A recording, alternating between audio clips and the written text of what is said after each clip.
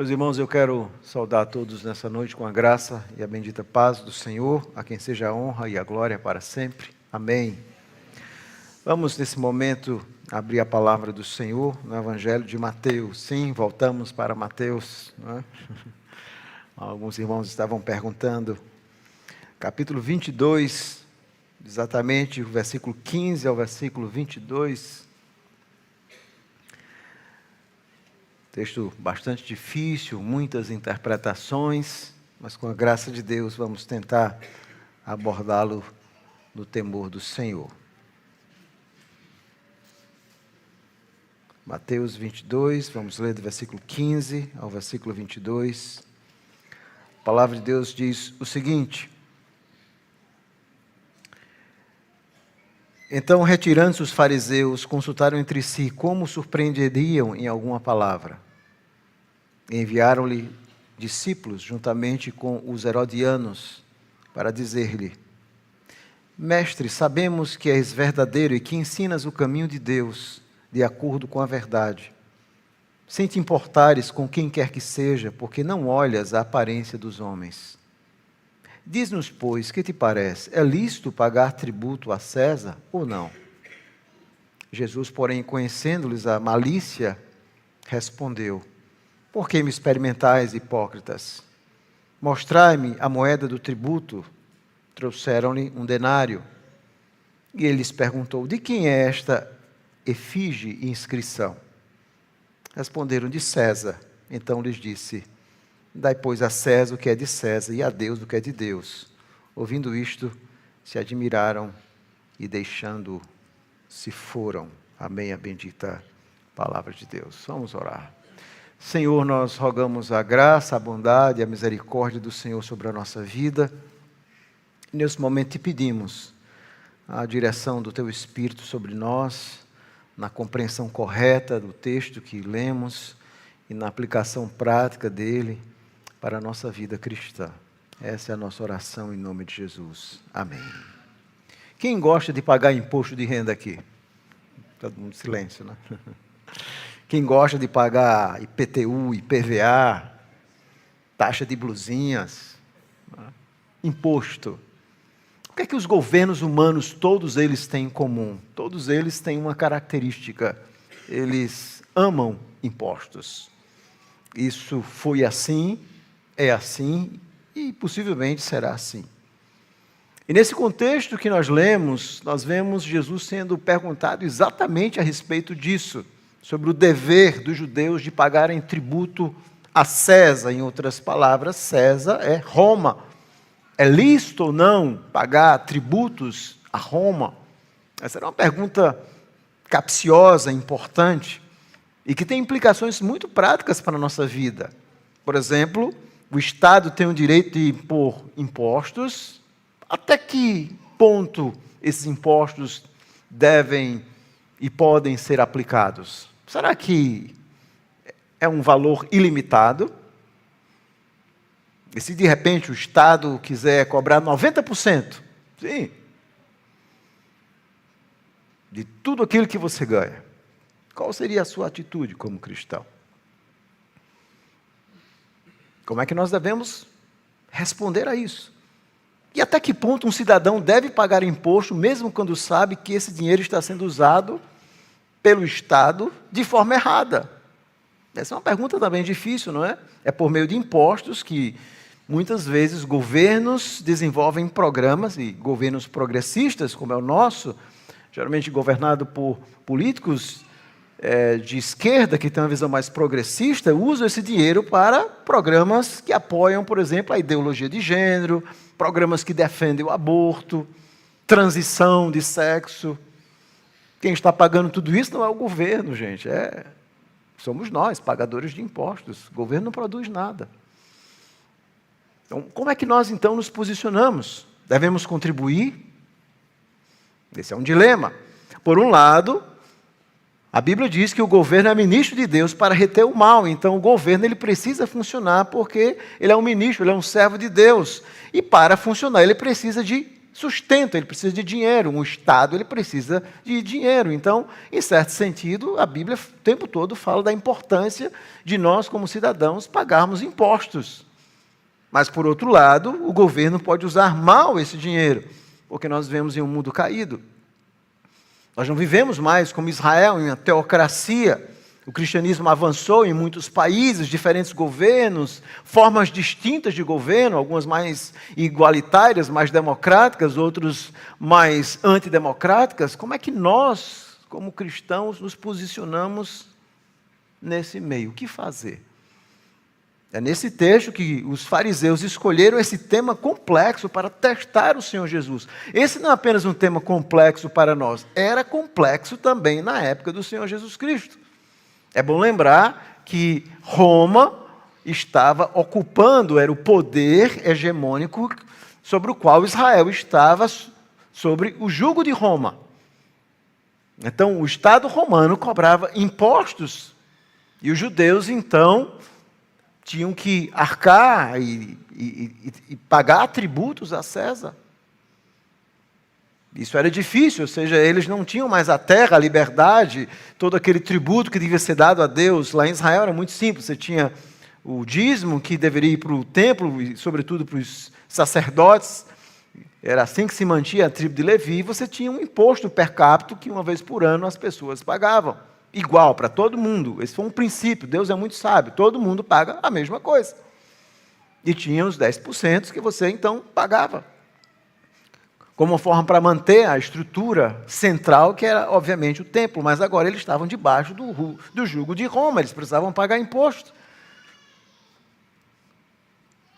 E eles fazem essa pergunta a Jesus. E aí, Jesus? A gente paga o tributo a Roma? Ou não? Ou a gente não deve pagar? Jesus foi perguntado, e como nós vamos ver, essa questão na época dele era mais complexa. Eu vou trazer alguns dados históricos importantes para abrir os nossos olhos e vermos a complexidade dessa pergunta no contexto de Jesus. Mas antes de responder essa pergunta, vamos nos lembrar onde ela está inserida, que é exatamente no Evangelho de Mateus.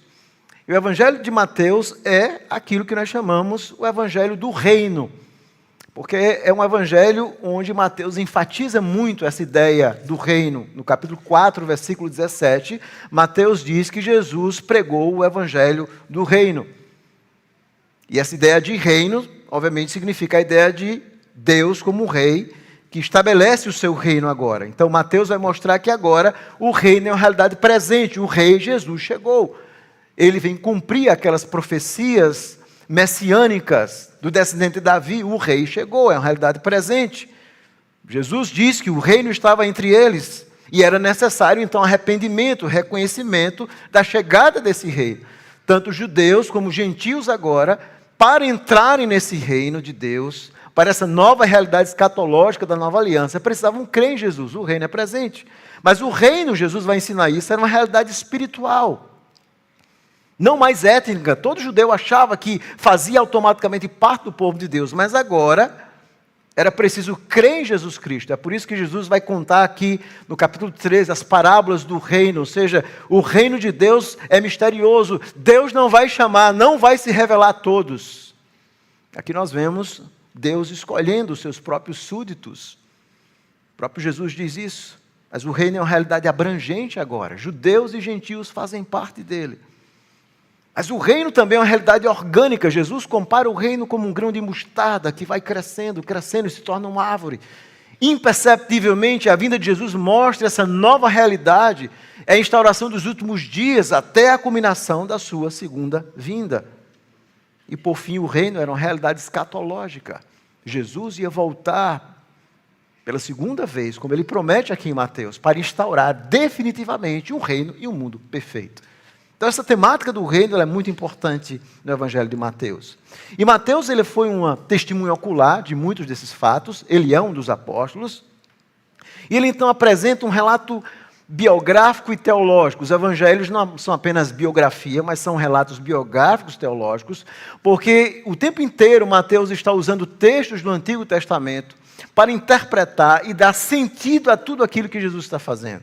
Jesus é, na verdade, o Messias, o novo Israel, o novo Adão, o novo profeta, o novo Moisés.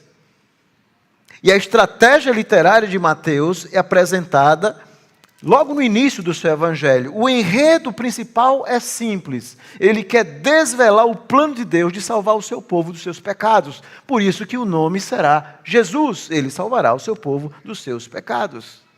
Não apenas judeus, mas gentios. E Jesus então apontava essa chegada escatológica do reino de forma corporificada na sua pessoa, conforme predito nas Escrituras do Antigo Testamento, mas agora revelada de forma culminante, final, através da vida, do ministério, da obra de Jesus. O reino chegou agora. Isso é indiscutível. É por isso que ele usa 55 vezes a expressão reino, especificamente 35 vezes, reino dos céus. Mateus prefere reino dos céus ao invés de reino de Deus. Você vai encontrar Lucas e Marcos usando muito a expressão. E por que reino dos céus? Porque Mateus quer mostrar essa realidade divina, espiritual, profunda do reino. Mas a estratégia literária de Mateus ela é muito simples. Como é que ele vai contar essa história de Jesus? Primeiro, ele começa com a genealogia, no capítulo 1. Isso não é por acaso. E essa genealogia tem um objetivo muito claro. Primeiro, a primeira frase do Evangelho é Mateus 1:1, veja aí, livro da genealogia de Jesus Cristo, filho de Davi, filho de Abraão. O objetivo dele é mostrar, e essa expressão, Jesus, filho de Davi, filho de Abraão, ela tem um papel hermenêutico muito importante, porque mostra que Jesus ele vem cumprir, ele é herdeiro das promessas de Abraão, e a promessa que Deus fez a Abraão é que nele seriam benditas todas as famílias da terra, não apenas judeus. E é por isso que o Evangelho de Mateus vai mostrar gentios sendo salvos, a mulher cananeia, o centurião, Jesus dizendo que gentios vão se sentar no reino de Deus. E termina o Evangelho de Mateus, Jesus enviando os discípulos para fazer discípulos de todas as nações. Então, ao contrário do que se dizia antigamente, que o Evangelho de Mateus era escrito para os judeus, obviamente, é muito mais do que isso. Essa é uma visão bastante imprecisa hoje. Nós aprendemos muito isso, né? No início, Mateus para os judeus, Marcos para os romanos. É obviamente um fato que Mateus foi escrito e o objetivo dele era que o evangelho circulasse, alcançasse judeus e gentios. Mas Jesus também é filho de Davi, ele vem cumprir as promessas messiânicas, por isso que ele cita tanto o Antigo Testamento como Jesus vem cumprir. Então ele conecta toda a história de Israel com a própria história de Cristo. É uma história sobre promessa, reino, exílio, retorno, culminando com a vinda de Cristo, trazendo salvação. A primeira estratégia literária é mostrar isso. Jesus, o Messias, é filho de Abraão e filho de Davi. Ele está abrindo os olhos dos leitores para entenderem quem é Jesus. A segunda coisa, estratégia importante, é o uso do Antigo Testamento para mostrar que Jesus chegou. Ele é o rei, ele é o descendente de Abraão, ele é o servo sofredor. Ele é tudo aquilo que o Antigo Testamento diz. Então esse é o segundo padrão importante. O tempo todo ele está abrindo os olhos do leitor, colocando um óculos hermenêutico, lembrando a eles como Jesus cumpre o Antigo Testamento. É como se Mateus estivesse ensinando os seus leitores a conectarem a história de Jesus dentro de uma história maior, uma história da redenção, que começa lá em Gênesis 3,15. O tempo todo ele está ensinando isso. Mas a terceira estratégia importante para entender o Evangelho de Mateus é que Mateus ele segue um padrão cronológico, geográfico, semelhante aos sinóticos, começando com a história da infância, o batismo de Jesus, o ministério centrado ali na Galileia, a sua subida a Jerusalém, o seu curto ministério em Jerusalém, seguida a sua morte, a sua ressurreição. E é exatamente esse ponto que nós estamos aqui, no momento final do Evangelho, dessa cronologia. Jesus agora está em Jerusalém e agora é onde ele vai ter os seus debates mais terríveis.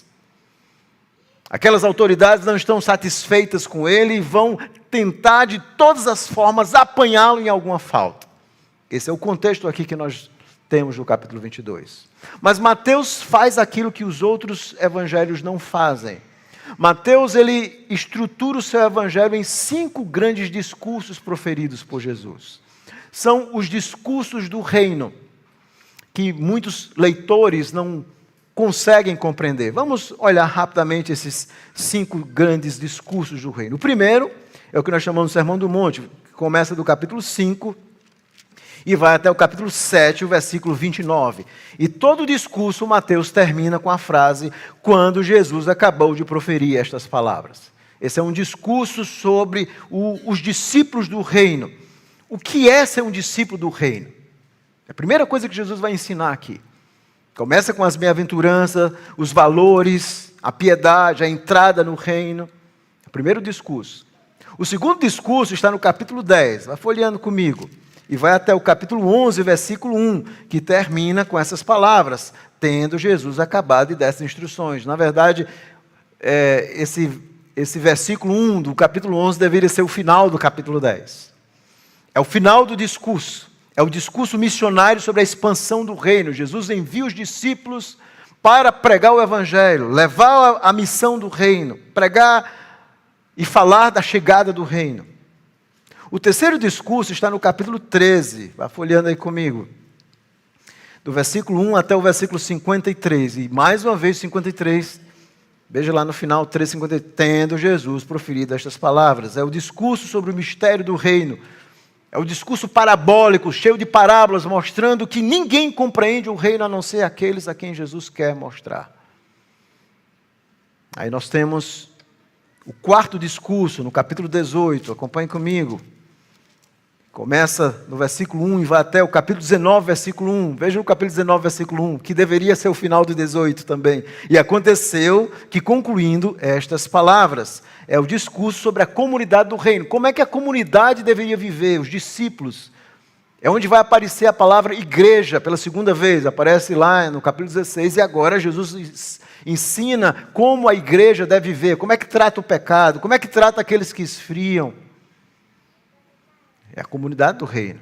E por último, nós temos no capítulo 24, é o último discurso sobre a vinda definitiva do reino, é o Sermão das Oliveiras, que vai do capítulo 24 e termina lá no 26, versículo 1, que deveria ser o final do versículo do 25, diz assim, 26:1, tendo Jesus acabado esses ensinamentos. Então, do 24 a 26, nós temos aquele discurso escatológico de Jesus falando a respeito da vinda do rei.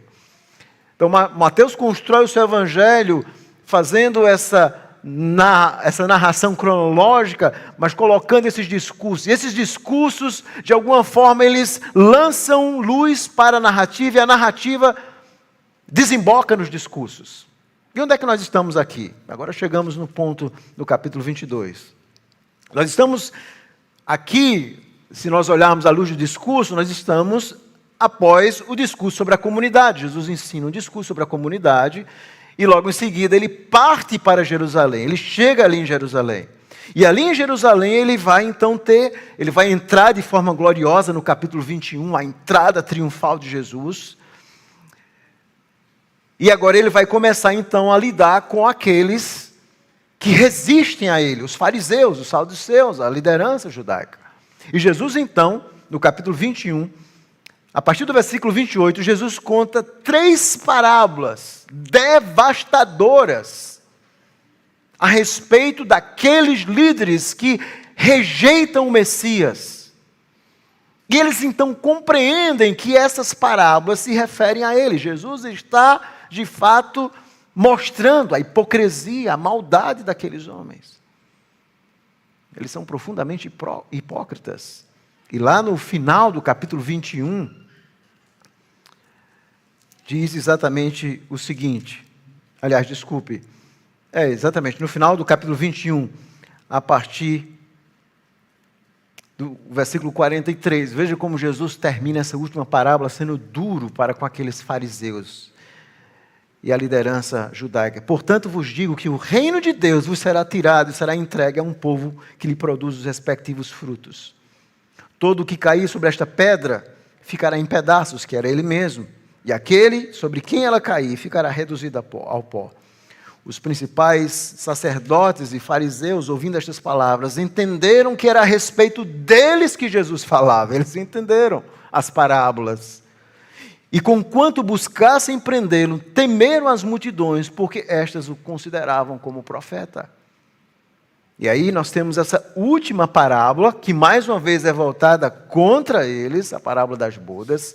E é dentro desse contexto que você vai ter o versículo 15 que nós lemos, que diz assim: então, retirando-se os fariseus, consultaram entre si como surpreenderiam em uma palavra. É dentro desse contexto, então, que os fariseus dizem: olha, nós não podemos prendê-lo, porque toda a multidão o vê como profeta, então nós precisamos encontrar, nós temos que ter um estratagema para que ele caia na desgraça do povo. Nós precisamos pegar Jesus em alguma coisa. E a partir daqui, do capítulo 22, Mateus vai contar 3 episódios onde Jesus é testado. Ele é testado 3 vezes. Primeiro, pelos fariseus, a questão do tributo. Versículo 15 a 22, que é o texto que nós lemos. Depois, pelos saduceus, que vão testá-lo com a questão da ressurreição. E por último, por um outro fariseu, do versículo 34 a 40, que vai testar Jesus sobre o cerne, o mandamento da lei. Então eles vão, e Mateus vai elencar esses 3 episódios, assim também como Marcos, que de alguma forma mostram todos em ação contra Cristo. E o capítulo 22 vai terminar com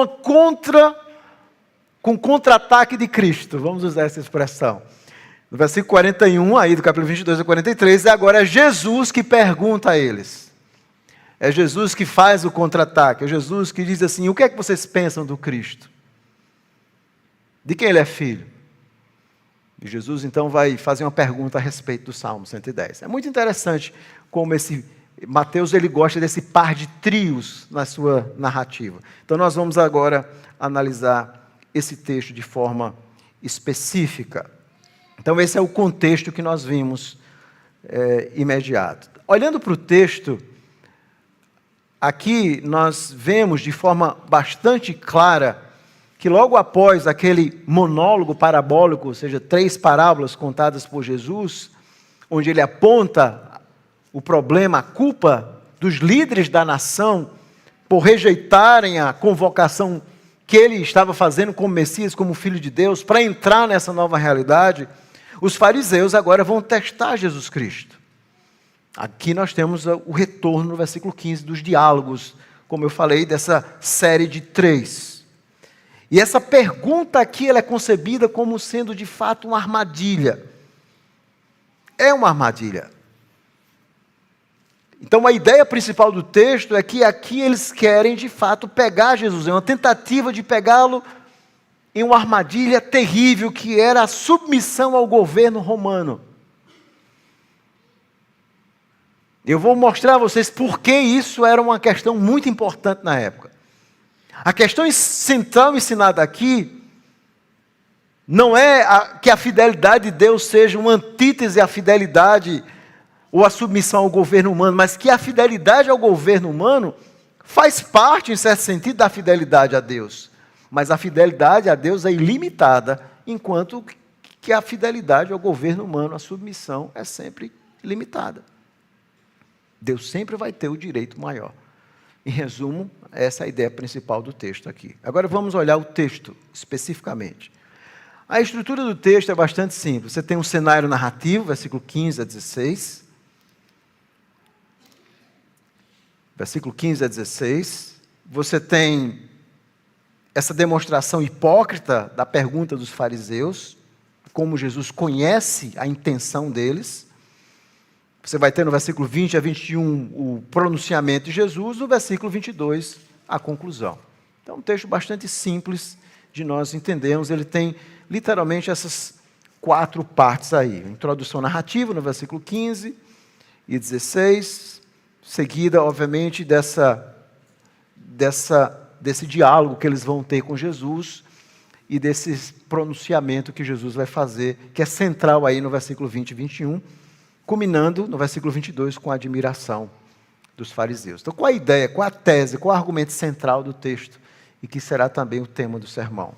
Bom, o tema nessa noite é a sujeição limitada ao governo e a sujeição ilimitada a Deus. Essa é a tese, é o argumento central. A sujeição limitada ao governo e a sujeição ilimitada a Deus. Há 4 ideias no texto. Primeiro, nós temos a trama enganosa para surpreender Jesus, 15 a 17.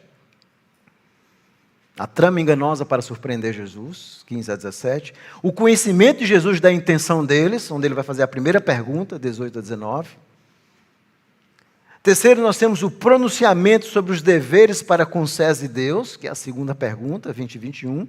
E por último, a admiração com aquela sábia resposta de Jesus, no versículo 22. Então nós temos essas 4 ideias e vamos analisar em primeiro lugar a trama, versículo 15 a 17. Mateus então constrói o cenário para esse episódio. Os fariseus se retiram, entendem que as parábolas são contra eles, e eles então buscam alguma forma de pegar Jesus, mas eles não vão pessoalmente. O versículo 16 diz que eles enviaram-lhe discípulos, assim como Jesus tinha os seus discípulos, outros rabinos, mestres, fariseus tinham também discípulos. E eles enviam então os seus discípulos, juntamente com os herodianos. Quem eram esses herodianos? Bom, os herodianos eram uma espécie de partido político. Herodes era aquele que governava na Galileia, na região de Jesus Cristo. E que possivelmente aqui estão em Jerusalém também. Então os fariseus, juntamente com os herodianos, eles enviam um grupo de pessoas ao Senhor Jesus. A trama é muito clara, eles querem pegá-lo em alguma coisa. E eles então começam enviando esses discípulos, os fariseus enviam com os herodianos. E aqui no versículo 16, na parte B, começa a primeira interação, quando eles começam com uma falsa bajulação. É assim que eles começam. Veja como eles se dirigem a Jesus. Mestre, Rabi. É assim que eles começam. Eles começam, aparentemente, chamando Jesus de mestre. Sabemos que és verdadeiro e que ensinas o caminho de Deus. De acordo com a verdade, veja, eles não acreditavam em absolutamente nada disso. E eles continuam. Sem te importares com quem quer que seja. Isso era verdade. Porque não olhas a aparência dos homens. Isso também era verdade. Então, no meio dessa bajulação com um misto de verdade e mentira, eles começam dizendo, mestre, nós reconhecemos que você é uma pessoa verdadeira, que você não se importa com ninguém. Em outras palavras, nem com César, nem com o que os romanos pensam. O Senhor é tão verdadeiro que o Senhor com certeza vai dizer a verdade quando nós perguntarmos isso. A trama era muito bem arquitetada. E aí vem a pergunta capciosa, carregada. Dize-nos, pois, que te parece? É lícito pagar tributo a César ou não? Essa é a primeira pergunta. É errado pagar imposto a César? Essa pergunta parece ser uma pergunta simples, mas não é. Eu vou explicar o porquê ela não é. Mas Jesus sabe disso. Então, por um lado, a narrativa vai mostrar, e Marcos também mostra isso, até frisando a pergunta que eles fazem, é lícito ou não é? Nos responde Jesus. Devemos dar a César o tributo que é necessário ou não? Mas o segundo movimento está no versículo 18 e 19, que mostra o conhecimento de Jesus da intenção deles. Jesus sabe, Jesus é o próprio Filho de Deus, e tudo aquilo que ele está realizando, debaixo do poder do Espírito, lhe dá um amplo conhecimento. Jesus, porém, conhecendo-lhes a malícia. Jesus, então, aí no versículo 18, o texto nos diz que Jesus conhece a malícia dele, Jesus conhece a intenção. A palavra que é traduzida por malícia aqui é a palavra que tem a ideia de maldade. É a palavra grega, talvez seja uma tradução melhor do que malícia. A maldade deles. Jesus conhece a maldade deles. Eles são maus no coração. Eles não têm nenhuma intenção boa para com Cristo. Jesus conhece a maldade deles. E Jesus então diz: por que vocês me experimentam, hipócritas? Observe a forma dura como Jesus diz. Por que me tentais? Essa ideia, experimentar, a palavra grega usada aqui, que vem da ideia de peirasmo, de teste, literalmente é teste. Por que vocês estão me testando, hipócritas? Será que vocês não sabem que eu conheço as intenções de vocês? Por que vocês estão querendo colocar-me sob um teste? Jesus entende perfeitamente isso. E ele então, o texto nos diz, no versículo 19, mostrai-me a moeda do tributo. Trouxeram um denário. Jesus pede então a moeda e eles entregam aquela moeda, no versículo 19. Eles então trouxeram a moeda do denário. O denário era uma moeda de relativo valor. Um denário representava um dia de trabalho. E eles então entregam essa moeda ao Senhor Jesus. Até aí a história parece tranquila.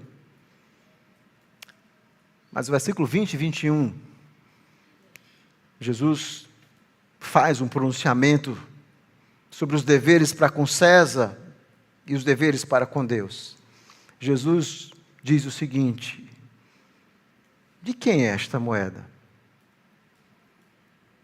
De quem é esta efígie e inscrição? É exatamente isso que Jesus pergunta no versículo 20. De quem é essa efígie e inscrição?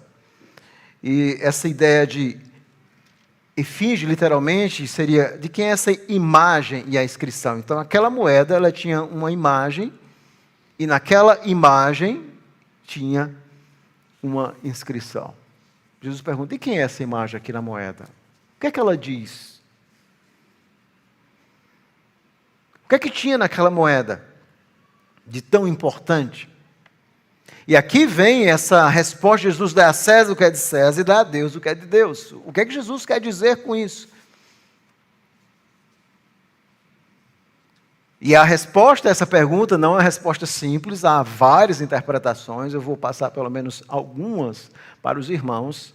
Então, por exemplo, existem algumas interpretações exclusivistas que dizem que as coisas de Deus anulam as coisas de César. Ou você serve a Deus ou você serve a César. Os anabatistas fizeram isso. Eles diziam, por exemplo, que os cristãos deveriam se isolar da sociedade, não deveriam, por exemplo, ter cargos públicos, não deveriam participar como militares, eles deveriam se isolar. As coisas de César são de César, então o cristão não deve se misturar com absolutamente nada disso.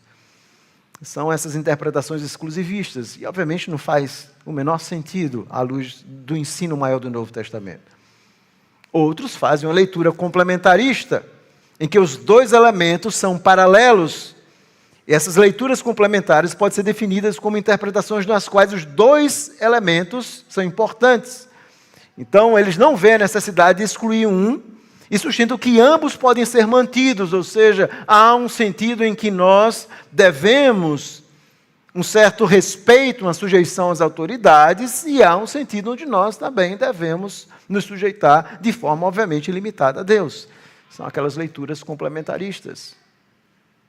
E existem aquelas leituras ambivalentes, que dizem que, na verdade, Jesus quis deixar de fato aberto a anunciado. Jesus não quis responder de fato. É como se ele, através dessa pergunta irônica, não respondesse de fato a questão daqueles homens.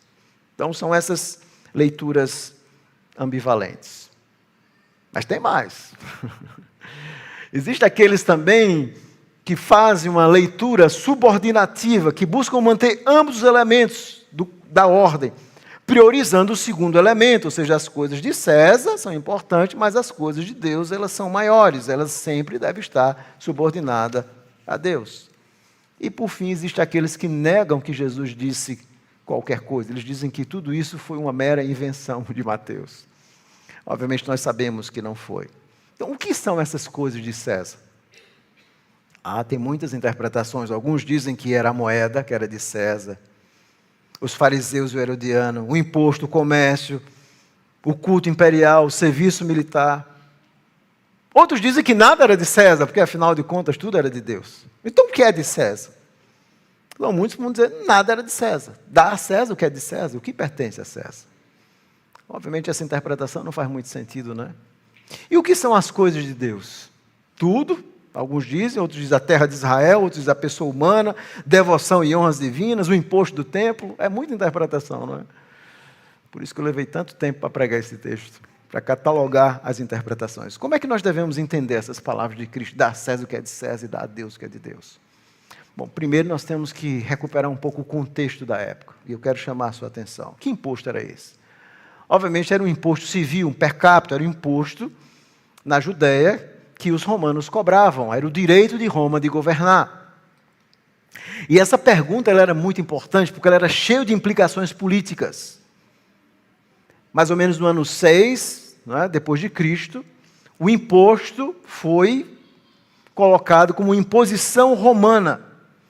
Só que antes da vinda de Jesus, havia ocorrido uma grande revolução. Um homem chamado Judas, Flávio José vai nos contar, que ele fica então revoltado contra esse imposto, e ele faz uma revolução para que os judeus não pagassem.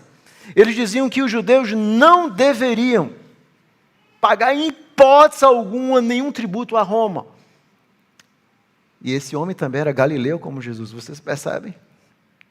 Agora tem um outro Galileu, e aqueles homens dizem assim, bom, já teve um Galileu que fez uma revolução, dizendo que nós não deveríamos pagar imposto nenhum a César. E agora tem um outro que surge agora, um pregador também. Vamos perguntar a ele, porque pode ser que ele caia no mesmo erro que o outro Galileu. Os romanos vão cuidar dele. Era uma pergunta muito capciosa, historicamente. Na verdade, depois de Jesus, no ano 66, no ano 70, houve uma grande revolução dos zelotes exatamente para não pagar esse imposto a Roma. E como herdeiro daquela revolução de Judas, surgiu um partido político chamado os zelotes. Inclusive, tem um dos discípulos, um dos apóstolos de Jesus, que havia sido um zelote. Eles eram aqueles que defendiam a luta armada contra Roma. Não, nós temos que lutar contra os romanos. Então, essa era uma pergunta importante, porque Jesus sabia que era uma areia movediça. Qual era a visão de Jesus? Obviamente, Jesus, como morador da Galileia, segundo alguns estudiosos, não estava debaixo direta da jurisdição de Roma. Ele deveria estar debaixo da jurisdição de Herodes. Deveria pagar a Herodes o imposto, e Herodes, então, repassava aos romanos. Mas é uma pergunta astuta. Vocês percebem? A resposta negativa, se Jesus disse assim, não se deve pagar. Então nós vamos denunciar os romanos. Ele é como aquele outro Judas que veio antes dele. Se Jesus dissesse, sim, nós devemos pagar, então as multidões iam se levantar contra Cristo. Então você é um vendido aos romanos. Aparentemente era uma pergunta, irmão, sem saída. E aí nós vemos a sabedoria de Jesus Cristo, nosso mestre. Quando os homens tentam encurralá-lo, ele evita essas duas direções. Ele evitou responder não, mas sua resposta foi muito mais profunda do que eles imaginavam. Jesus pede a moeda de um denário. Veja a pergunta que Jesus faz. Ele diz assim, de quem é esta imagem? Efígie é isso, é imagem, palavra grega, inscrição. Bom, a moeda tinha a imagem de César, e você sabe qual era o título que tinha nessa moeda romana? Divis Filius, Filho de Deus. Então, muitos judeus, eles nem mesmo ousavam ter essa moeda em mãos. Porque era uma moeda que era blasfema, que chamava o imperador romano de um filho de Deus. E é por isso que Jesus diz, o que é que vocês, se vocês são tão contra esse imposto, o que é que vocês estão fazendo com essa moeda em mãos? Vocês percebem a inteligência do nosso Senhor? A pergunta parece inocente, mas não era. E Jesus vai responder ela. Então a primeira coisa que ele faz é pedir esse denário. que era muito mais do que um auxílio visual, tinha um objetivo muito claro. Todos os judeus piedosos da época se opunham a usar essa moeda, porque a considerava idólatra. Chamava César de filho de Deus. Tanto é que a política imperial romana, ciente dessa sensibilidade, permitiu que os judeus cunhassem seu próprio dinheiro de cobre. Então, os romanos entenderam isso e permitiram que existisse, que circulasse um outro dinheiro. Mas não era essa a moeda que eles tinham em mãos, era a de César. Era a idólatra. E que aparentemente Jesus não tinha uma, mas esses homens tinham. Eles estavam ali no recinto do templo. Eles, afinal de contas, não eram esses defensores do povo.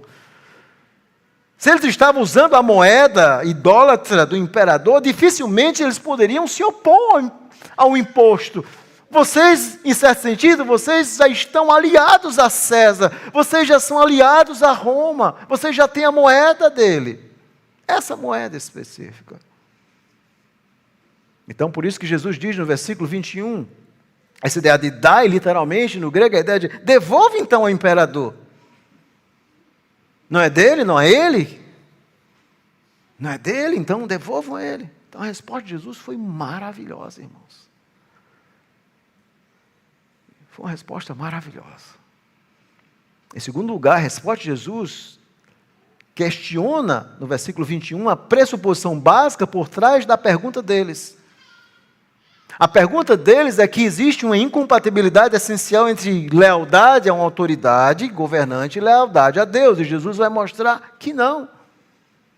Essa foi a posição desse Judas que veio antes de Cristo, que dizia que pagar o imposto era tolerar um soberano mortal em lugar de Deus. E Jesus vai dizer que não. E nós vamos encontrar esse princípio, por exemplo, lá em Romanos capítulo 13, versículo 1 a 7, onde o apóstolo Paulo vai corroborar esse ensino de Jesus. Vamos ver alguns textos que nos ajudam a entender o que está em jogo aqui em Romanos capítulo 13. Diz o seguinte, do versículo 1 a 7, todo homem esteja sujeito às autoridades superiores, porque não há autoridade que não proceda de Deus, e as autoridades que existem foram por ele instituídas. De modo que aquele que se opõe à autoridade resiste à ordenação de Deus. E os que resistem trarão sobre si mesmos condenação. Porque os magistrados não são para temor quando se faz o bem, sim quando se faz o mal. Queres tu não temer a autoridade, faz o bem e terás louvor dela. Visto que a autoridade é ministro de Deus para o teu bem. Entretanto, se fizeres o mal, teme, porque não é sem motivo que ela traz a espada, ou seja, a morte. Pois é ministro de Deus, vingador para castigar o que pratica o mal.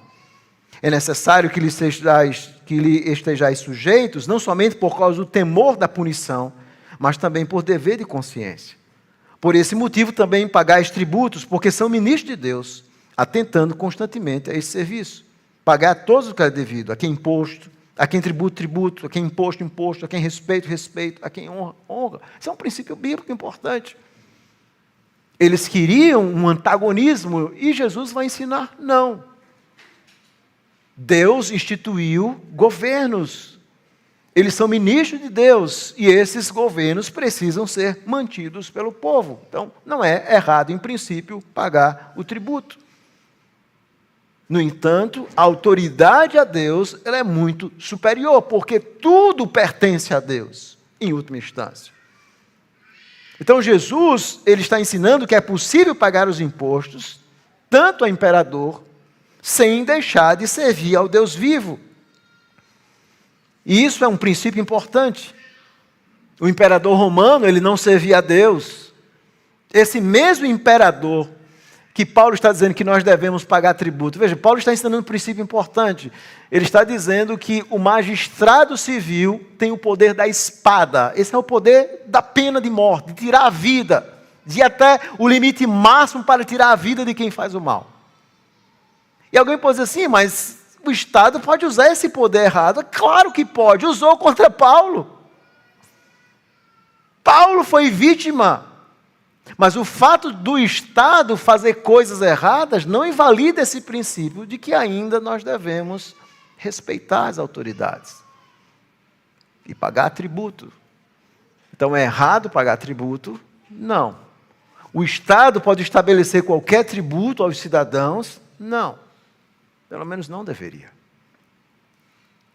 Porque o Estado não é divino. O Estado não tem o direito de usurpar dos cidadãos através do imposto. Então, qual é o ponto que Jesus quer ensinar aqui? A resposta de Jesus é muito clara. É possível estar sujeito ao imperador como governante, mas ao mesmo tempo colocar Deus como Deus, colocando em primeiro lugar.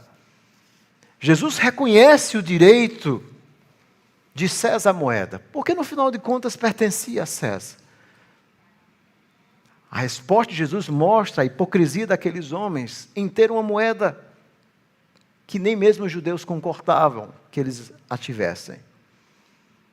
Mas ao mesmo tempo em que relativiza a importância desse ato, Jesus mostra que a chegada do reino de Deus implicava agora que os homens deveriam se submeter a Ele, a Cristo, a Deus. Ou seja, eles deveriam dar a Deus, que era a fé, sobretudo no seu Messias, e não tentar de alguma forma capciosa pegá-lo, enganá-lo. Eles deveriam então se voltar para Deus e servir a Deus verdadeiramente, porque afinal de contas, essa foi a razão de tudo aquilo que eles estavam enfrentando, toda a opressão, é porque eles, como nação, haviam se afastado de Deus. Eles não haviam dado a Deus o que merecia a Deus. A submissão absoluta e a fé verdadeira no seu Cristo. É por isso que a resposta de Jesus, ela é verdadeiramente maravilhosa.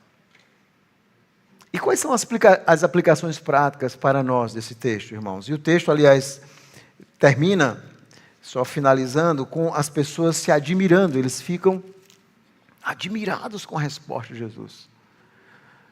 Eles compreendem a sabedoria de Cristo em desmontar a hipocrisia deles, em trazer o ensino correto, bíblico, que coloca acima de tudo a primazia de Deus. Eles ficam admirados, eles partem derrotados. É assim que o versículo 22 termina, dizendo: ouvindo eles isto, se admiraram e deixando, foram-se. Aqui nós vemos o Senhor Jesus, com certeza, vencendo esse debate. E quais são as aplicações? Bom, ao invés de crer no Evangelho, os pecadores sempre buscam subterfúgios para denegrir Jesus e a sua mensagem, não é assim? Veja, o tempo todo Jesus está anunciando a chegada do reino. Ele está denunciando a hipocrisia daqueles homens. Mas ao invés de se arrependerem, de crerem em Cristo, eles estão buscando encontrar alguma falha em Cristo. É o que muitos fazem hoje. Eles estão buscando alguma falha no cristianismo, alguma falha nos evangelhos, alguma falha na mensagem, alguma inconsistência, ao invés de se arrependerem, ao invés de reconhecerem e darem a Deus o que é de Deus, e o que Deus quer dos homens é o seu próprio coração. É a prioridade absoluta. E esse texto mostra como pessoas podem estar tão perto do Evangelho e mesmo assim serem endurecidas. Jesus estava pregando, contando parábolas, advertindo, chamando ao arrependimento. E aquelas advertências os deixaram mais irritados ainda, ao invés de produzir arrependimento. Mas esse texto nos ensina que Jesus conhece os corações dos homens. E Jesus sempre aponta o real problema. E qual é o problema? A hipocrisia, a maldade. O não dar a prioridade a Deus. Os estratagemas humanos para tentar viver uma vida sem Deus. Os dualismos, onde nós queremos separar o nosso coração, dar uma parte do nosso coração e não o coração integralmente a Deus. Essa é uma lição importante desse texto. Ao invés de arrependimento, Jesus, que conhece os corações, aponta o real problema deles. Mas outra lição importante desse texto para nós é que o papel do Estado é circunscrito por Deus e não é ilimitado. É por isso que nós temos que ter muito cuidado quando nós vemos o Estado gradativamente ocupando mais poder e exercendo um poder sobre a vida das pessoas, sobre os bens, sobre as famílias, e a forma principal de apropriar-se são os impostos. Essa é a forma principal de controle, se você não sabia. É um controle terrível, onde você vai estar sempre dependente do Estado. O Estado não quer pessoas que vivam sem depender dele. Ele quer pessoas dependentes para que possam ser manipulados. Isso sempre foi assim. Há sempre o perigo do Estado querer o que é de Deus. Querer o que é de Deus. A propriedade, os bens, a devoção. Legislar sobre as famílias, dizer como é que nós devemos criar os nossos filhos, o que é que nós podemos, o que é que nós não podemos fazer. E nós estamos vivendo esse momento onde essas ideias progressistas, aos poucos, são lançadas no próprio Estado. E aos poucos essas leis anticristãs, elas vão se tornando leis do Estado. E aquilo que era errado há um tempo atrás, hoje se torna certo. E aos poucos os cristãos começam a ser perseguidos sem observarem como gradativamente o Estado começa a usurpar o seu poder. Ele quer ter o poder que é de Deus. E nós temos que estar muito atentos. Muito atentos, irmãos. Porque toda sujeição ao Estado é ilimitada. E sabe o que é que todo governante quer de você? Devoção. É por isso que o maior problema em relação à política é que a política ela precisa de pessoas idólatras. Idólatras de candidatos. Idólatras de pessoas que não conseguem ter uma atitude crítica, bíblica a respeito de ninguém. E sabe qual é o argumento que nós usamos? Ah, mas esse aqui também é tão ruim quanto o outro. O argumento do pior a pior. Ao invés de forma fria, bíblica, dizermos isso está errado, não importa quem quer que seja, isso é errado, isso é contrário à palavra de Deus. Nós temos que nos lembrar que o Estado, ele quer ser adorado. Ele precisa de ídolos. E há muitas pessoas que não têm candidatos nem partidos políticos, eles têm ídolos. Eles valorizam mais isso do que Deus. Se eles tiverem que escolher Cristo e um ídolo desse, a igreja ou um partido político, eles escolhem esse segundo.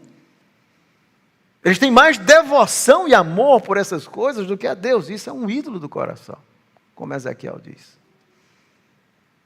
E é terrível como nós vemos essa idolatria. Então, como é que nós vamos enfrentar os desvios de um Estado?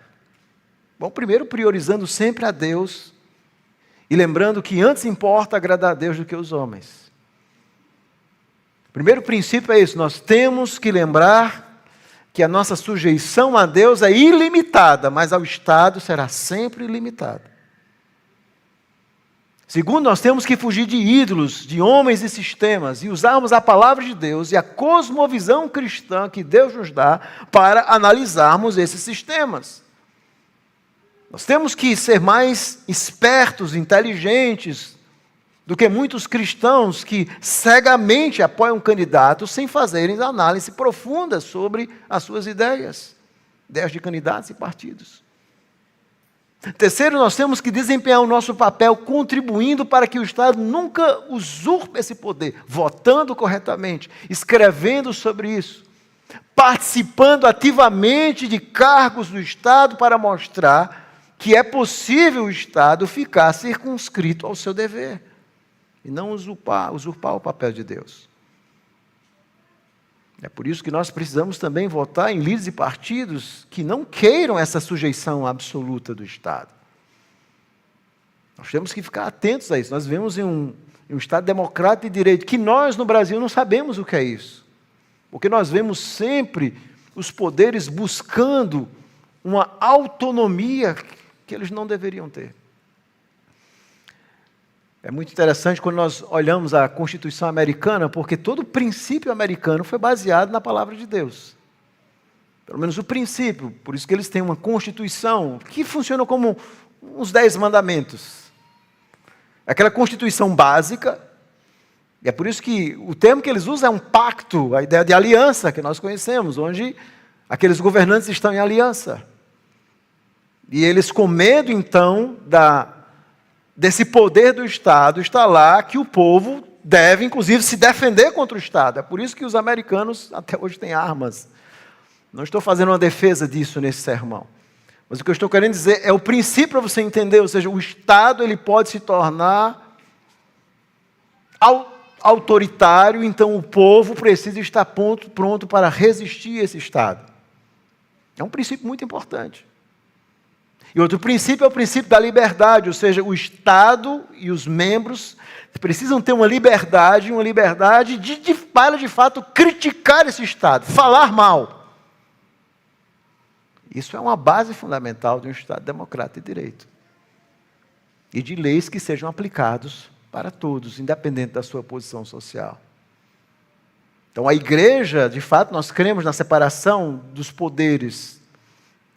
Aliás, da separação do Estado da igreja. Nós cremos nisso. A nossa confissão de fé trata isso. Mas a separação não significa que nós vamos nos calar ao ver gradativamente o Estado adotar uma cosmovisão anticristã. No que é conveniente. Por exemplo, os feriados todos continuam. Ninguém quer acabar com o Natal, ninguém quer acabar com nada disso. Todas as vezes que alguém diz assim, então você quer um Estado laico, então vamos acabar as festas cristãs. Não, mas e os feriados? Não podemos. As pessoas só querem acabar com essa influência judaico-cristã na sociedade, aquilo que é conveniente a eles. A ideia de família, a ideia do homem e da mulher, o que é conveniente. Então nós temos que aprender também, e esse é um ponto importante, como igreja, a denunciar os erros do Estado e conclamar ele a limitar-se ao seu papel que foi dado por Deus. Esse é um papel que foi dado por Deus. Ele é ministro de Deus, é verdade, mas fique no seu papel. Não queira ser Deus. Nós já temos um Deus. Então, esse texto traz profundas lições. E a última aplicação é que não há Estado perfeito, irmãos. Então, nós como cristãos, não importa em que estado você vive, obviamente existem estados melhores, estados onde a democracia funciona melhor, estados onde a democracia não funciona bem, mas não existe Estado perfeito. Isso é uma lembrança contínua a nós de que nós somos cidadãos celestiais, nós somos peregrinos, nós estamos de passagem nesse mundo. E isso não deve nos levar a nos abstermos de participarmos como cidadãos do Estado. Não, muito pelo contrário. Nós devemos usar os princípios bíblicos e a nossa cosmovisão cristã para mostrar o Estado como ele deve ser, biblicamente falando. Por isso que você precisa estudar sobre isso. É um assunto muito importante. Mas nós temos que ser realistas, esse mundo não será perfeito. O Estado só será perfeito quando o Senhor Jesus voltar. E Pedro diz que haverá novos céus e nova terra onde habita justiça. Aí sim haverá um Estado perfeito. Então, todas as vezes que nós vemos essas mazelas do Estado, por um lado, nós temos que ter a nossa missão como a igreja. Como é que a igreja enfrenta essas mazelas? Pregando o Evangelho, vivendo o Evangelho, mostrando qual é o papel do Estado, mas, acima de tudo, sendo luz nessa sociedade de trevas. Essa é a nossa missão. Mas a nossa missão também é nos lembrar que nós somos peregrinos. Estamos vivendo aqui, mas o Estado perfeito virá quando Cristo voltar. Aí sim, nós vamos viver um Estado como nós nunca conhecemos.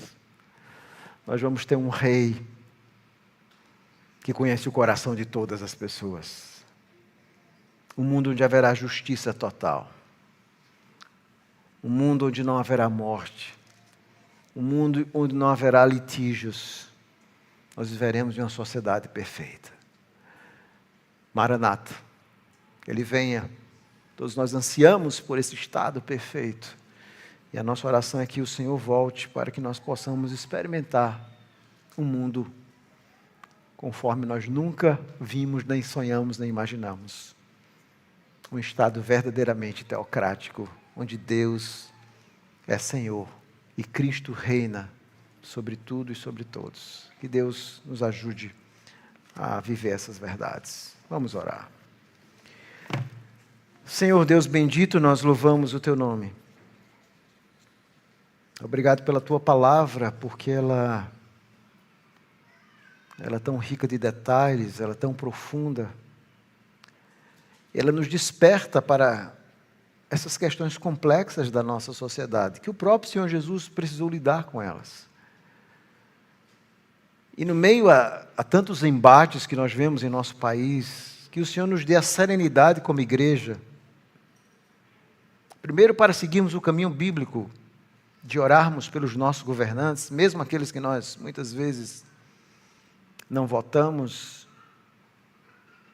mas é nosso dever orar para que o Senhor tenha misericórdia da nossa nação. E nós queremos interceder nesse momento, pelos poderes executivo, legislativo, judiciário, para que o Senhor tenha misericórdia e levante em nossa nação homens públicos, homens que, ainda que não temam a Ti, mas que sejam justos.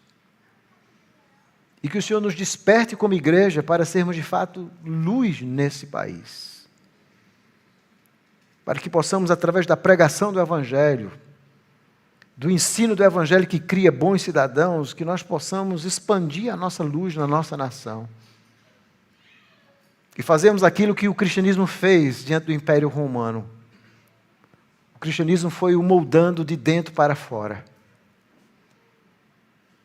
Instituições, visões, valores, ideologias foram sendo moldadas a partir da visão da verdade do Evangelho.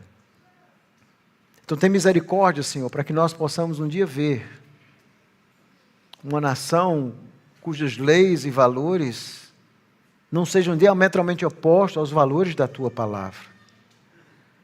Tem misericórdia para que nós não vejamos em nosso país um país onde nós venhamos a perder a liberdade de culto, liberdade religiosa, ou que o Estado queira que a nossa liberdade seja apenas a liberdade de culto, que nós falemos apenas dentro da igreja, como existe em alguns países hoje, onde os cristãos verdadeiramente não têm liberdade de falar sobre assuntos sensíveis.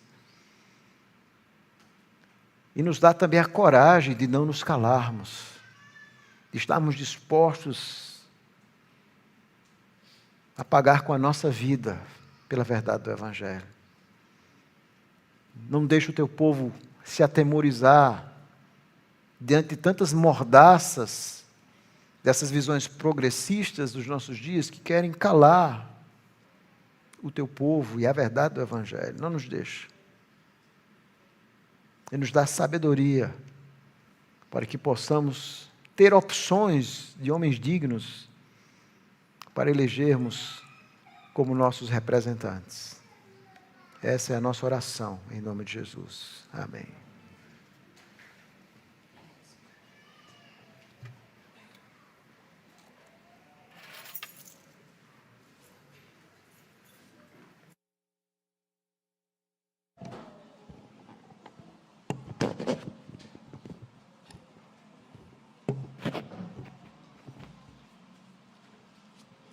Chamada dedicação. Esse é o momento que nós temos de trazer os nossos dízimos e as nossas ofertas ao Casofilácio. Para isso vamos entoar o hino de número 60, ofertório. Conclamo a igreja que fique em pé e nós vamos estar assim entoando esse hino enquanto trazemos os nossos dízimos e as nossas ofertas.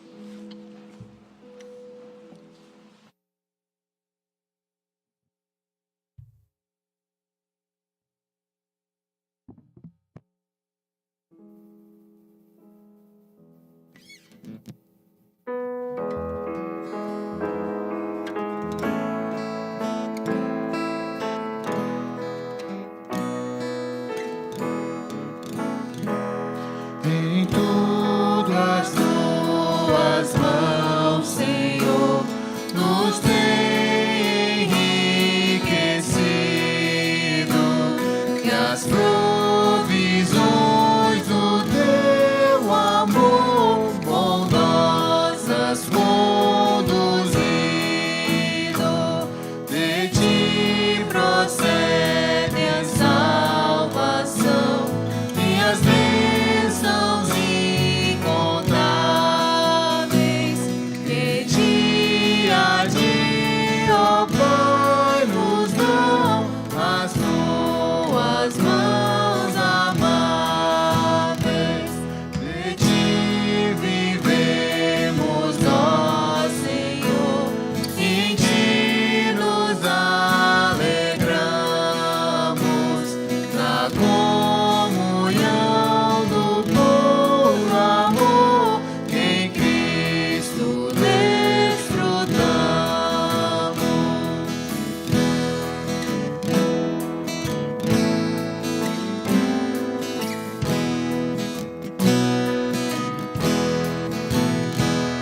Com muito sincero coração, a oferta que trazemos, recebe como gratidão de quanto a ti devemos.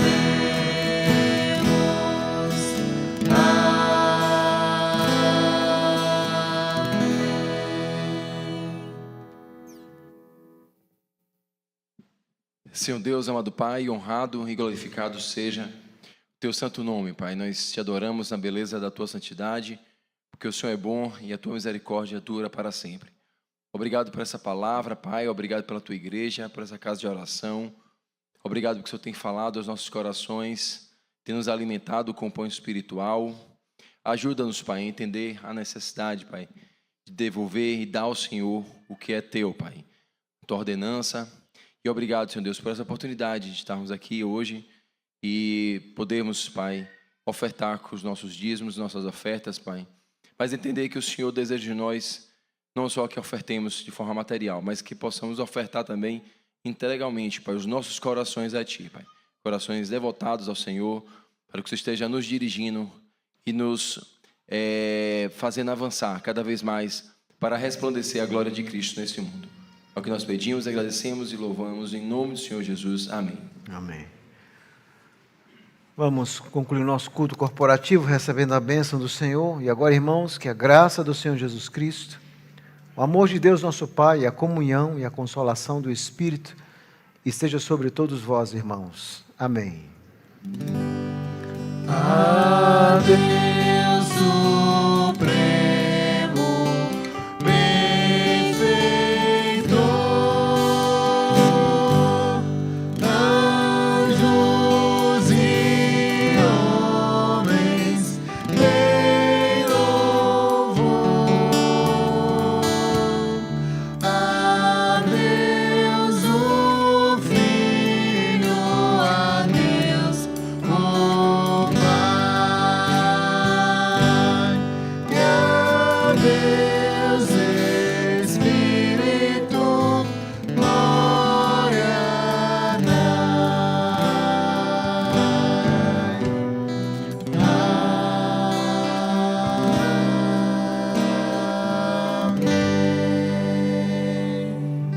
podem sentar. Meus irmãos, nós temos a alegria nessa noite de recebermos alguns visitantes. Temos Isabela, que está aqui. Aqui está a Isabela. Bem, seja muito bem-vinda. Prazer tê-la conosco. Temos Liz. Seja bem-vinda, Liz. Temos também Tiago. Tudo bem? Sejam bem-vindos. Há mais alguém que está pela primeira vez? O que a igreja diz? Sejam bem-vindos em nome do Senhor Jesus. Que Deus abençoe grandemente a vida de vocês. Bom, irmãos, vou lançar um desafio para vocês, um dever de casa, para que vocês leiam Mateus 22, tá bom? Do versículo 23 a 33, será o próximo sermão que trata sobre a questão da ressurreição e os saduceus, tá bom? Então procurem ler, estudar e acompanhar e meditar nesse texto. Bom, tem alguns avisos antes de nós nos despedirmos. Eu quero lembrar que nós estamos aí em cima do Acampédio. Estamos chegando aí, o acampamento de jovens. Nos dias 10 e 12 de julho, nós vamos ter o nosso Acampédio. Queremos motivar os irmãos a estarem participando. Se você não fez a sua inscrição, por favor, faça. Não deixe de participar. Qualquer dificuldade financeira, me procure, por favor. O tema é um tema muito importante, que tem como tema redimindo nossas emoções em Cristo. Deus nos criou como seres holísticos, de corpo e de alma, seres emocionais, e nós estamos vivendo hoje uma grande doença emocional dos nossos dias. E a igreja tem renunciado ao seu papel de falar sobre esse assunto, ao invés de assumir de forma clara a convicção de que ninguém define melhor o homem do que a própria palavra de Deus. Ninguém diz o que é o homem melhor do que as Escrituras. E ninguém tem um remédio melhor para esse assunto do que a própria palavra de Deus. Então, é um assunto muito importante que nós vamos tratar aí com os jovens. E nós teremos também essa semana, no dia 25, a reunião do conselho, na próxima quinta-feira. E um aviso que não está aí, que eu avisei hoje pela manhã, é que nos dias 4 e 5 de julho, nós estamos agora comemorando os 50 anos, nós vamos ter várias comemorações. A primeira será no dia 4 e 5 de julho, coloca aí essa data na sua agenda, onde o pastor Alex estará pregando a palavra de Deus aqui para nós, no sábado e no domingo, tá bom? Então, vamos nos organizar aí para convidar pessoas, convidar visitantes. Nós vamos ter várias programações comemorando esses 50 anos. Terça-feira também, pastor. Obrigado, Milton. E terça-feira também, bem lembrado, presbítero, nós não teremos o estudo de Apocalipse. Toda terça-feira eu estou ensinando sobre Apocalipse e muitas pessoas têm perdido, não têm vindo, né? Só vão aprender Apocalipse no céu. Brincadeira. Porque lá mas você está tendo a oportunidade, né, de aprender aqui na terra o livro de Apocalipse. Então venha. Eu falei sobre a estrutura, muito importante, na terça-feira. Estão sendo gravados, depois a gente vai começar a publicar aos poucos. Falei sobre a estrutura, a importância de aprender a ler o livro de Apocalipse, como é que a gente interpreta aqueles símbolos. Então, quero motivar você, mas, excepcionalmente, essa terça-feira nós não teremos o estudo bíblico e nem teremos a nossa reunião de oração. Como os irmãos sabem, é véspera, né, de São João. Não é porque a gente vai para o São João, tá bom? Que não é isso, é porque nós ficamos preocupados, às vezes, com essa logística dos irmãos virem até a igreja. Às vezes tem fogueira, às vezes tem pessoas malucas aí de bebedeira, então a gente fica preocupado. E também muitas pessoas da igreja vão estar viajando nesse período, por isso que nós entendemos que seria interessante não termos na próxima terça-feira o nosso estudo. Então, excepcionalmente, nós não teremos terça-feira, tá bom? Então, que Deus abençoe os irmãos. Vamos nos ver, com a graça de Deus, no próximo domingo. Pela manhã eu estou pregando sobre a primeira epístola de Timóteo. Dá uma lida lá em 1 Timóteo. Comecei hoje. E estamos à noite aqui no Evangelho de Mateus, valendo também o Evangelho de Mateus. Lê esses 5 discursos que eu expliquei para você perceber um pouco da dinâmica do Evangelho. E esperamos que, com a graça de Deus, nós venhamos como igreja a crescer, não é? Crescer no conhecimento das Escrituras. Bom, são esses os avisos. Que os irmãos tenham uma semana abençoada. Que Deus os leve em paz. Não vão para o São João, tá bom? Eu sei que vocês são crentes, são servos do Senhor. Aproveite esses dias para buscar a Deus, ler a palavra do Senhor, crescer no conhecimento das Escrituras. Boa semana a todos. Aguarde até eu ir à porta com o presbítero Milton para saudar os irmãos. Deus os leve em paz.